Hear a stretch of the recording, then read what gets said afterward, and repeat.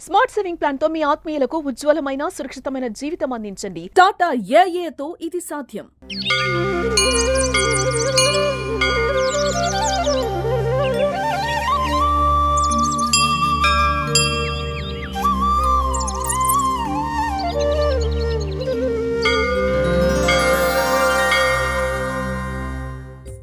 నమస్తే, welcome to Suman TV.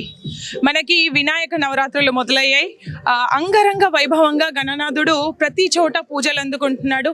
ప్రత్యేకత ఎక్కడుంటుంది అంటే, ఎక్కడ స్వార్థం లేకుండా మనం నిజమైన భక్తి శ్రద్ధలతో పూజిస్తామో అక్కడ గణనాథుడు కొలువై ఉంటాడు. అయితే మనం ఈరోజు బాన్స్వాడ వచ్చినాం. బాన్స్వాడలో ఒక ప్రత్యేకత ఉంది. సో ఏంటా ప్రత్యేకత, ఈరోజు ఎందుకు ఇక్కడికి రావడం జరిగింది అనేది మీకు చెప్తాను. మనం సాధారణంగా ఒక వినాయకుడిని ఒక మండపంలో చూస్తాం. ఇక్కడ విశేషం ఏంటి అంటే, ఇక్కడ అష్ట వినాయకులు, అది కూడా స్వయంభూ వినాయకులైన మహారాష్ట్రలో ఉన్నటువంటి అష్ట వినాయకులని ఇక్కడ ప్రతిరూపాలుగా చేసి ఆ గణనాథుడు పూజలు అందుకుంటున్నాడు. మరి ఈ 11 రోజులు వాళ్ళు ఎలా పూజిస్తారు ఏంటి, అసలు ఎందుకు 8 వినాయకులను పెట్టిండ్రు, దీని విశేషం ఏంటి మీకు చూపిస్తాను. ఇక్కడ చూసుకున్నట్టయితే మనకి ఉంది. ఇక్కడ వీళ్ళు ప్రతిసారి మనం లాస్ట్ ఇయర్ కూడా కవర్ చేసినాం. అందరూ కలిసి సామూహికంగా చేస్తారు ఏది చేసినా.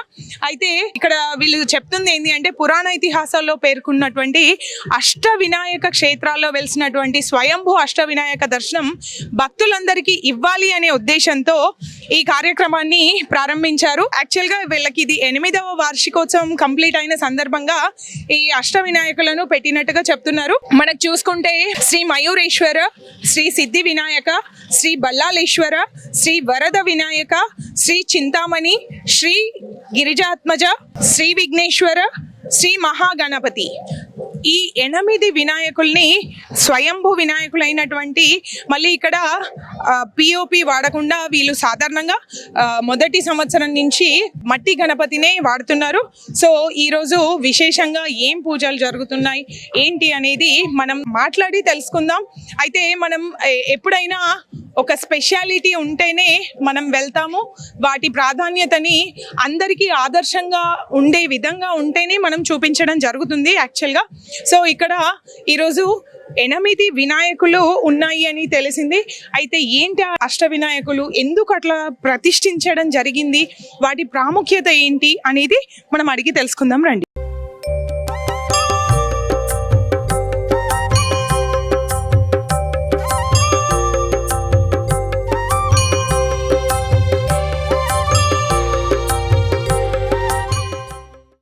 పొడగంటిమయ్యా విమ్ము పురుషోత్తమా,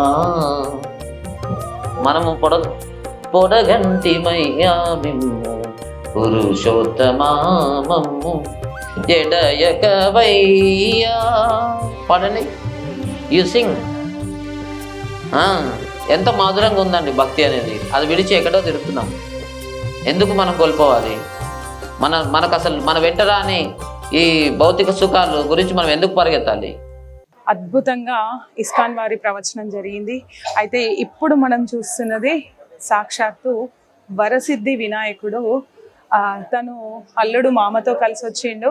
సో మేబీ అల్లుడు చెప్పిండు కావచ్చు, నీ వైభవం నీది, నా వైభవం నాది, నా వైభవం కూడా చూపిస్తాను. ఇక్కడ బాన్స్వాడలో మా వరసిద్ధి వినాయక సమితి నన్ను ఎంతగా ఆరాధిస్తారు, ఎలా పూజిస్తారు, ఎట్లా అంటే ఎలాంటి పద్ధతి, నామమాత్రంగా చేస్తారా మనస్ఫూర్తిగా చేస్తారా అనేది చెప్పడానికి మామతో సమేతంగా ఇక్కడ వినాయకుడు కొలువై ఉన్నాడు. అయితే ఇక్కడ ఒక చిన్న మీకు విజువల్స్లో చూడండి, వర్షం పడుతున్న సమయంలో ఆ సిద్ధి వినాయకుడు వెంకటేశ్వర సమేతుడు అయ్యి ఎంత కన్నుల విందుగా కనిపించింది అంటే, ఒక 5 నిమిషాలు కావచ్చు, ఒక 5 నిమిషాలు వర్షం పడింది. ఆ వర్షంలో ఎంత తన్మయత్వంగా కనిపించింది అంటే విగ్రహం చెప్పడానికి మాటలు సరిపోవు. అట్లాంటి అనుభూతి కలిగింది. సిద్ధి బుద్ధి ఈ 2 ఉంటే మనం సాధించలేనిది ఏదీ లేదు. ఇక్కడ ముఖ్యంగా వరసిద్ధి వినాయకుడు వరాలను సిద్ధింపచేసే వినాయకుడిగా కొలువై ఉన్నాడు. భక్తుల మనస్సంకల్పాలని తీరుస్తున్నాడు అని చెప్పాలి.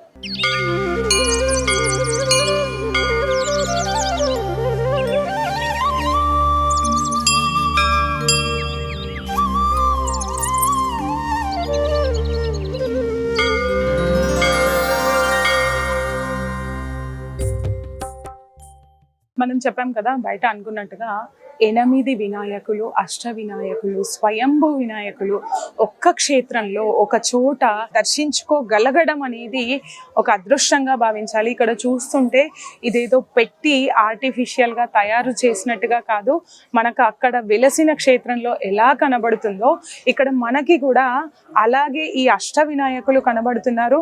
ఈ అష్ట వినాయకులని 8 మంది దాతలు ముందుకొచ్చి చేశారంట. యాక్చువల్గా మేము అని చాలా మంది ముందుకొచ్చారు. అయితే కొందరిని అదృష్టం వరిస్తుంది.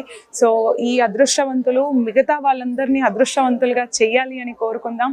వీళ్ళు ప్రార్థించే ప్రార్థనలు ఇక్కడ అందరికీ వచ్చిన వాళ్ళందరికీ వాళ్ళ మనో సంకల్పాలని పూర్తి చేయగలిగేలా పూజించి అడగంది అమ్మైనా పెట్టదు. సో మనం ఖచ్చితంగా అడగాలి, ఎవరినైనా అడగాలి, అడిగితేనే ఇస్తారు. సో మనం ఎక్కడికి వెళ్ళినా విద్యని అడగాలి గురువుల దగ్గర, జాబ్ని పనిని అడగాలి యజమాని దగ్గర. సో ప్రతిదీ అడిగితేనే వస్తుంది. సో మనం ఖచ్చితంగా అందరం వేడుకుందాం, సుఖ సంతోషాలని అందరికీ కలిగించాలి, మంచి వాళ్ళు ఎప్పుడూ సంతోషంగా సుఖంగా ఉండాలి అని కోరుకుందాం.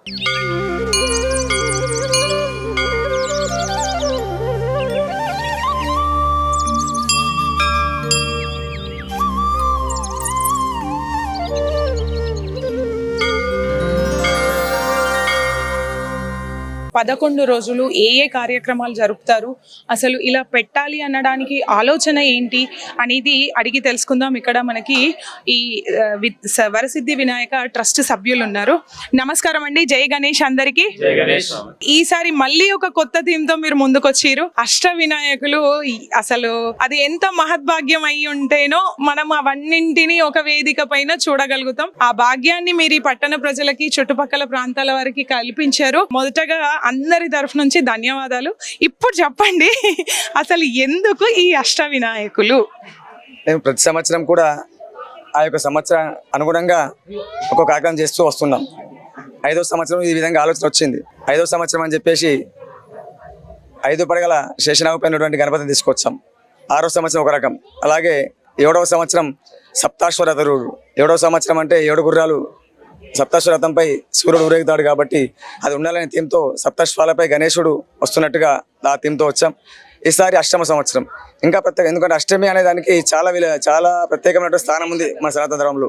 8 సంఖ్యకు, అష్టమి అనే సంఖ్యకు, కాబట్టి దానికి ఏందో ఈ గణేష్కు ఈ సంబంధం అని ఆలోచించిన తర్వాత మనకు ఒకటి అనిపించింది. ఎందుకంటే మనం ఇక్కడ చూస్తున్నట్టయితే 12 జ్యోతిర్లింగాలు ఉంటాయి సమస్త భూమండలం మీద, అలాగే అష్టాదశ శక్తి పీఠాలు ఉంటాయి. కానీ వీటన్నిటికీ పూర్వమే ఈ యొక్క అష్టవినాయక క్షేత్రాలు ఉన్నాయి, కానీ చాలామంది తెలియదు. కాబట్టి అష్టవినాయక క్షేత్రాలు అనేటువంటి స్వయంభూ కూడా 12 జ్యోతిర్లింగాలు ఎలాగైతే స్వయంభూ ఉన్నాయో, అలాగే అష్టాదశ శక్తిపీఠ ఏ విధంగా స్వయంభూ ఉన్నాయో, అలాగే మనం ఇక్కడ ఏవైతే ప్రతిష్ఠించుకున్నామో ఈ యొక్క అష్టవినాయకులు స్వయంభూ అష్టవినాయకులు. అయితే స్వయంభూ అష్టవినాయకులు ఎన్నో ఉన్నాయి ఈ యొక్క భూమండలం మీద, కనీసం ఒక 100 కొద్ది ఉన్నాయి. మరి ఈ అష్టవినాయకుడు ఇక్కడ ఎందుకు పెట్టుకున్నాం అంటే, ఈ యొక్క అష్టవినాయకులు ఏవైతున్నాయి ఇవన్నీ కూడా మేరు పర్వత ప్రాంతం అనేటువంటి ఉంటుంది, శివపర్వతాలు ఉండేది. అక్కడే మన సింధు ప్రదేశం అని కూడా తీసుకున్నాం. పురాతన కాలంలో సింధు దేశం అంటాం. ఈ సింధు దేశం అన్నా, మేరు పర్వతం అన్నా, ఇవన్నీ కూడా ఒక్కొక్క కాలంలో ఒక్కొక్క పేరుతో పిలిచేవాళ్ళం. ఇప్పుడు మన మహారాష్ట్ర ప్రాంతం అంటున్నాం. ఇదంతా ఇప్పుడు మహారాష్ట్ర అంటాం, అంతకుముందు సింధు ప్రాంతం అనే, సింధు దేశం ప్రాంతం అనేవాళ్ళు, అంతకుముందు మేరు పర్వత ప్రాంతం అనేవాళ్ళు. ఆ ప్రాంతంలో ఇవన్నీ కూడా ఉన్నాయి. ఇవన్నీ కూడా పురాణాలు చెప్పినటువంటి, ఇప్పుడు కలియుగంలోనో లేకుంటే ఎప్పుడో ఈ కాలంలో సంబంధించింది కాదు, పురాణ ఇతిహాసాలు పెరిగినటువంటివి. ద్వాపర యుగం కన్నా ముందు కూడా, త్రేతాయుగంలో, అంతకన్నా ముందు ఉన్నటువంటి యుగంలో ఉన్నాయి. కాబట్టి వాటినే స్పెషల్గా అష్టవినాయకులు అంటారు. ఎన్నో ఉన్న వినాయకులు కానీ ఈ వీటిని అష్టవినాయకులు అంటారు. కాబట్టి మనం ఇప్పుడు 8వ అష్టమ వార్షికోత్సవాన్ని జరుపుకుంటున్నాం. కాబట్టి ఈ యొక్క 8వ సంఖ్యతో రిలేటెడ్ ఉన్నటువంటి ఈ యొక్క అష్టవినాయకులు పెడితే బాగుంటుంది అనే ఆలోచనతో, అలాగే అష్టవినాయకులు అని చాలామంది తెలియదు, స్వయం అష్టవినాయకులు ఉంటాయి అని చెప్పి చాలామంది తెలియదు. కాబట్టి వాటి తెలియపరచడం వల్ల అవుతాం. అందరం కూడా ఈ అష్టవినాయకుల దగ్గర వెళ్ళి దర్శనం చేసుకోలేరు, అందరికి వీలుండదు. ఈ అష్టవినాయకులు దర్శనం చేసుకోవాలంటే ఇక్కడ నుంచి వెళ్ళి రావాలంటే కనీసం ఒక 5 రోజులు పడుతుంది, 6 రోజులు పడుతుంది. కాబట్టి మనం ఈ యొక్క అష్టవినాయకులను ఇక్కడ తీసుకొచ్చినట్టయితే, ఇక్కడ ప్రతిష్ఠించుకున్నట్టయితే అందరికీ దర్శన భాగ్యం కలిగించిన వాళ్ళు అవుతాం. మనకు కూడా మన వరసిద్ధి మండలి సభ్యులందరికీ కూడా ఆ యొక్క పుణ్యఫలం దక్కుతున్న ఉద్దేశంతో, ఆ విధంగా పెట్టాలనే ఉద్దేశంతో మనం ఇక్కడ అష్టవినాయకులు ప్రతిష్ఠించుకున్నాం. అందుకు అనుగుణంగానే పూజలు కూడా మన వరసిద్ధి వినాయకుడు ఏ విధంగా పూజ నిర్పిస్తున్నామో అదేవిధంగా ఈ యొక్క అష్టవినాయకుడు కూడా కలశ స్థాపన చేశాం, నవగ్రహ ప్రతిష్టాపన చేశాం.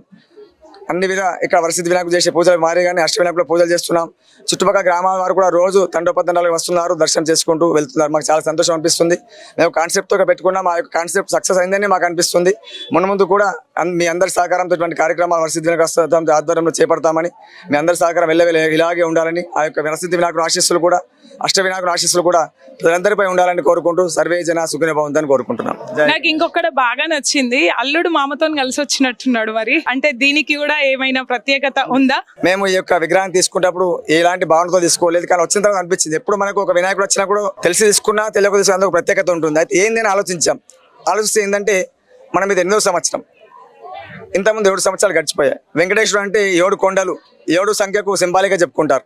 అయితే మేము అనుకున్నాం ఒకటి ఏంటంటే ఈ యొక్క 7 సంవత్సరాల నుంచి ఆ యొక్క వెంకటేశ్వరుడు 7 కొండలపై ఉండి మన యొక్క వరసిద్ధి వినాయక నవరాత్రి ఉత్సవాలను వీక్షిస్తూ వస్తున్నాడేమో. ఒక్కొక్క సంవత్సరం ఒక్కొక్క కొండ దిగుతూ 7 కొండలు దాటి, ఇది 8వ సంవత్సరం కాబట్టి అక్కడ కొండలు దాటేసి మన వరసిద్ధి వినాయకుడు వచ్చాడేమో అని చెప్పి మేము అనుకుంటున్నాం. అందులో సింబాలిక్గా ఈ యొక్క విగ్రహం వచ్చిందని కూడా అనుకుంటున్నాను. అదేవిధంగా మనకు ఈ యొక్క వినాయక నవరాత్రి స్టార్ట్ నుంచి కూడా వర్షం విపరీతంగా ఉంది. అందుకోసమే ఆ యొక్క వినాయకుడికి ఛత్రం పట్టి నిలబడ్డా, ఛత్రితో గొడుగు పట్టుకుని నిలబడ్డా అనే విధంగా చక్కగా ఆ యొక్క ఒళ్ళు అరుముకొని ఆ యొక్క వినాయకుడిని అమ్ముకొని నిలబడ్డాడు అక్కడ వెంకటేశ్వరుడు అని చాలా చక్కగా మాకు ఆనందం అనిపిస్తుంది. మేము కూడా ఆ విధంగా భావన తీసుకోలేదు, జనంగా తీసుకున్నాం, కానీ వచ్చిందని అనిపించింది మనకు. అందుకొరకే ఈ విధంగా వచ్చాడేమో ఈసారి వెంకటేశ్వర సహితంగా ఆ యొక్క వినాయకుడు వచ్చినాడు అని చెప్పి మాకు అనిపిస్తుంది. మాకు అనిపించింది ఏంటంటే, మేము అనుకున్నాం, నేను కెమెరా ముందు చెప్పాను, ప్రతిసారి వెంకటేశ్వర స్వామి వైభోగం చూస్తూ ఉంటాం కదా, సో మరి అల్లుడు అన్నాడేమో మామ ఈసారి నా వైభోగం చూడు, వరసిద్ధి వినాయకలో ఎట్లా ఉంటుంది అనేది చూపించడానికి మరి తీసుకొచ్చుకున్నాడేమో అని అనిపించింది. నిజంగా వీళ్ళు చేసే కార్యక్రమాలు అలా ఉంటాయి. గరిక పూజ కావచ్చు, హోమం కావచ్చు, కళ్యాణం కావచ్చు, ప్రతిరోజు ఆధ్యాత్మిక పరమైన చర్చ మాత్రమే ఉంటుంది. సో ఎవరైతే వ్యాలిడ్ పర్సన్స్ ఉన్నారో, అంటే ధర్మం పట్ల, సనాతనం పట్ల, సంఘం పట్ల ఒక బాధ్యత ఉన్న వాళ్ళని వీళ్ళు ఆహ్వానిస్తారు, వాళ్ళ చేత ప్రసంగం ఇప్పిస్తారు. తద్వారా అది ప్రజలకి ఉపయోగపడే విధంగా, అంటే వాళ్ళు దానిని విన్న తర్వాత ఆలోచింపజేసేలా ఉండాలి అనే ఉద్దేశం వీళ్ళు పిలిచే వ్యక్తుల వెనకాల ఉన్న ఒక కారణం.